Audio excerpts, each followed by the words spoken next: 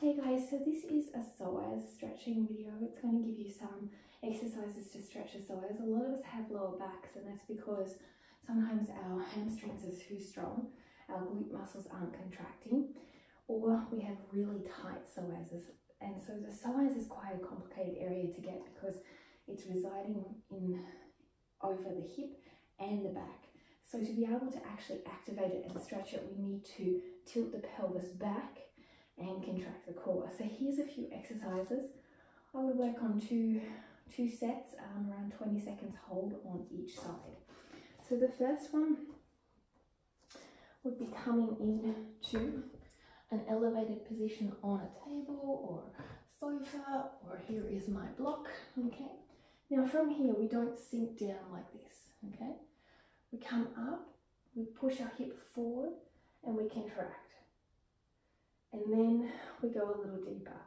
Remember, we're pushing our pelvis back, engaging our core to make it active, and then opening up a little deeper. This one is a fantastic stretch. You're really, from the front, not going to get a lot better. It's one of my favorites. Let's see if I've got room here. So here is the position. Now we're not dropping down like this. We're lifting up, and then we're contracting forward, as in core engagement and pelvis tilting back, lifting up, holding the contraction for about 10 seconds, and then sinking a little deeper. And again.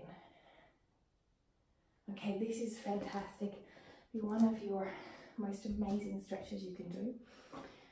Another one will be utilizing stability if you don't have your balance, because we want to focus on the hip flexor. Grabbing the back foot, pulling it back behind your other knee, okay, and tilting our pelvis back. So that means the bowl of the pelvis is tilted back, okay. You might feel like it's tilting forward, but the top section is tilted back, which is by engaging hips to rib connection, the core, and holding here around 20 seconds. You're really going to feel not only a stretch in the psoas, but also in the quads. Now, the next one is a fantastic lunge stretch. It's almost like the old calf stretch we used to do, like this. Just placing your foot down, straight line. What you're going to do, instead of dropping down like this, you're going to tilt your hip forward. You can also do it with your heel off the ground if you need.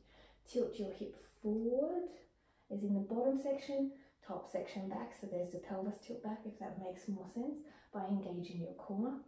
And holding here, you'll really feel a full stretch through the deeper you go, but only if you're not sinking like this, only if you're up, tilting that pelvis back. Again, 2 sets, 20 seconds. And finally, for those, most of us have a lot of lacking mobility in our spine due to sitting every day. So this one's going to be a great exercise. Hands on the lower back, fingers pointing down, lifting up, feet about shoulder hip width apart, lifting up and over, pushing hips forward. Okay, so we're not going down the lower back, we're pushing hips forward. Okay, and just holding here, really strong and long in the legs, not bending down, still connecting the ribs and hips together, core engagement. These are going to make a huge difference to sore lower backs and any tightness in the front section that may cause it, or tightness from sitting day to day. When done regularly, there will be a lot of changes to your body. I'd say about 3 to 4 times a week, particularly when you're sore in the lower back, and then you can ease off to maybe 2 times a week or after your sport. I wish you an amazing day. Thanks for joining me. Namaste.